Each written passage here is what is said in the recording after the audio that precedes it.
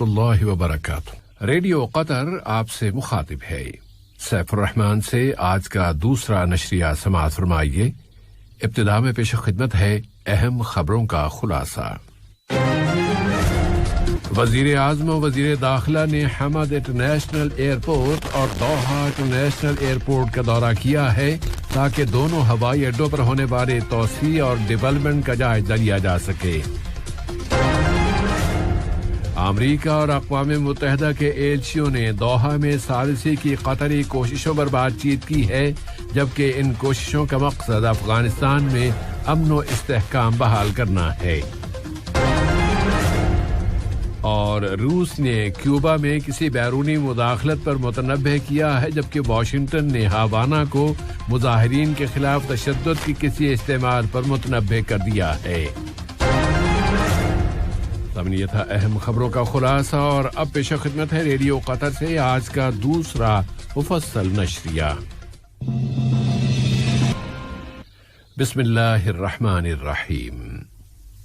साहिब-ए-शुब अमीर शेख तमीम बिन हमद आल सानी ने जमहूरिया किरिबाती की सदर तानीती ममाओ के नाम उनके मुल्क के कौमी दिन के मौके पर मुबारकबाद का बरक़ी पैगाम इरसाल किया।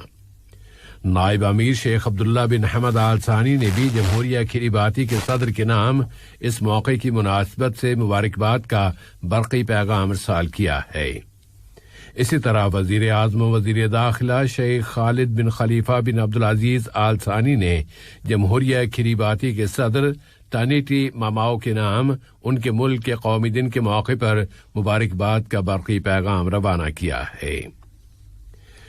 वजीर आज़म व वजीर दाखिला शेख खालिद बिन खलीफा बिन अब्दुल अजीज आल सानी ने आज हमद इंटरनेशनल एयरपोर्ट और दोहा इंटरनेशनल एयरपोर्ट का दौरा किया।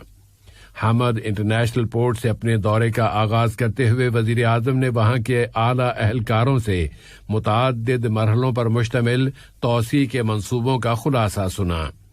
इस हवाई अड्डे की तामीर के मरकजी मंसूबे के मुताबिक हवाई अड्डे की तकमील के लिए मुतअद्दिद मंसूबे मुकम्मल होना बाकी हैं, जिन्हें इस वक्त मुकम्मल किया जा रहा है। वजीर आज़म ने अब तक इस काम में होने वाली पेशरफ्त मालूम की और मरकजी इलाके के नए मंसूबों पर काम की रफ्तार का जायजा लिया।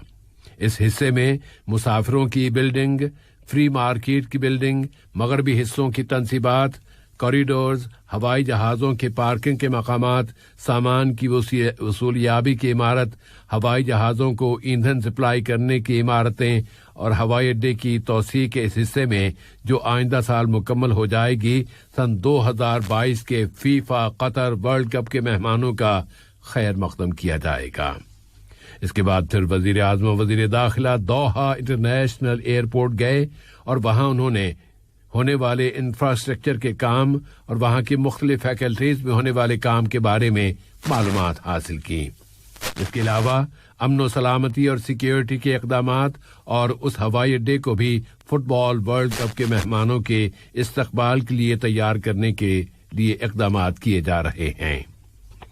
वजीर आज़म ने ट्विटर पर अपने ऑफिशियल अकाउंट में लिखा है कि हमने आज हमद इंटरनेशनल एयरपोर्ट में तौसी के मुख्तलिफ मराहिल पर मुश्तमिल मंसूबे देखे हैं, जो कतर के स्ट्रेटेजिक महल वक़ूअ के मुताबिक पूरी दुनिया के ट्रांजिट पैसेंजर्स का अहम पड़ाव बनने की हैसियत को फ़रोग़ देंगे और फ़ज़ाई ट्रांसपोर्टेशन में हवाई अड्डे के रोल को मज़ीद बेहतर बनाएंगे और इस तरह कतर के इक़्तिसादी और तरक्याती वसाइल में तनव्वुर लाया जाएगा।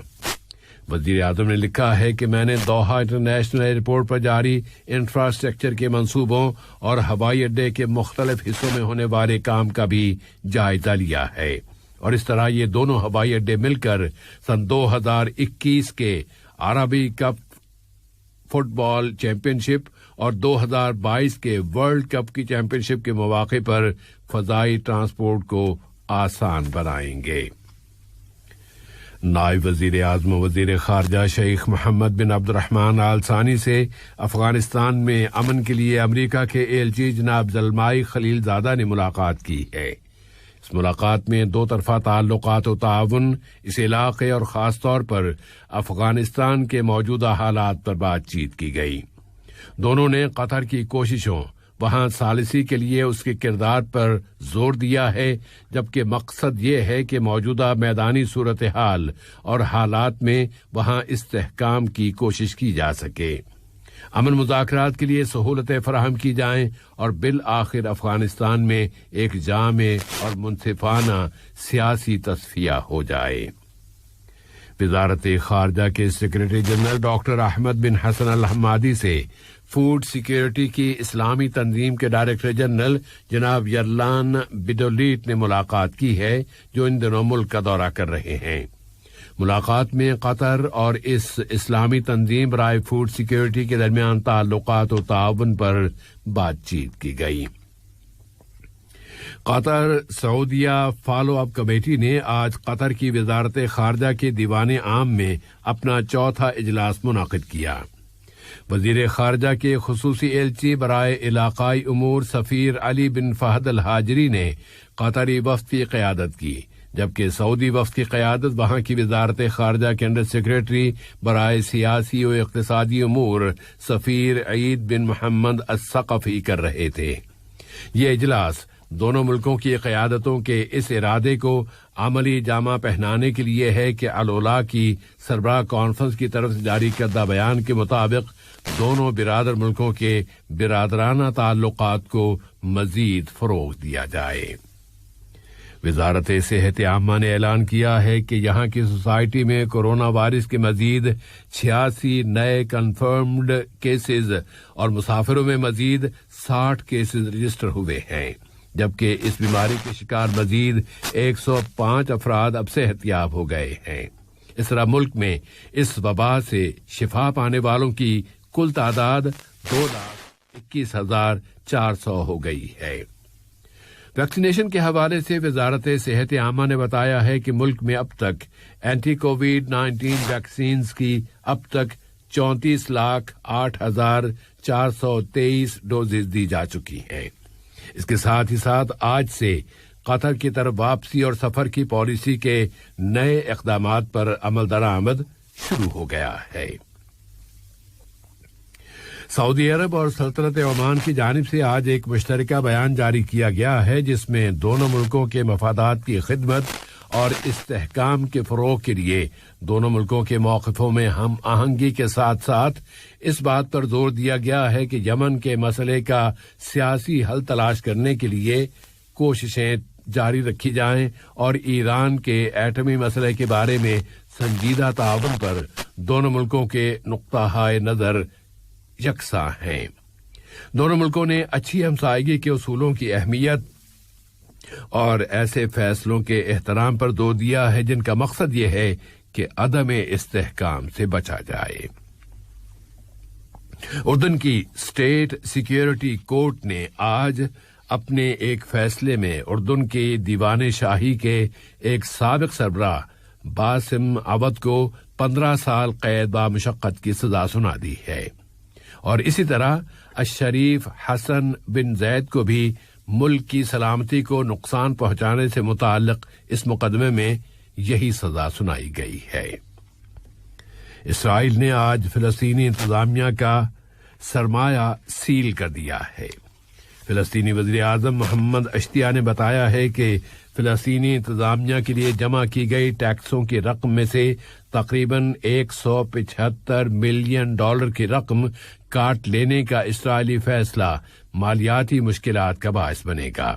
انہوں نے کہا کہ یہ ایک غیر قانونی اقدام ہے اور یہ دو طرفہ سمجھوتوں اور بین الاقوامی قانون کی خلاف ورزی ہے۔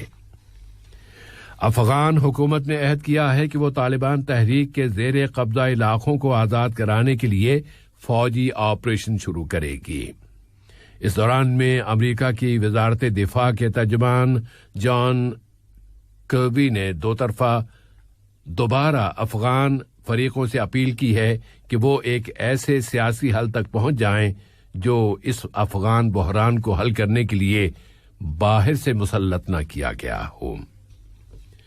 اور آج کے اس نشریے کی آخری خبر یہ ہے کہ روس نے کیوبا میں کسی بھی بیرونی مداخلت پر متنبہ کیا ہے، جبکہ وہاں کی حکومت کے خلاف مظاہروں میں ہزاروں لوگوں نے شرکت کی ہے۔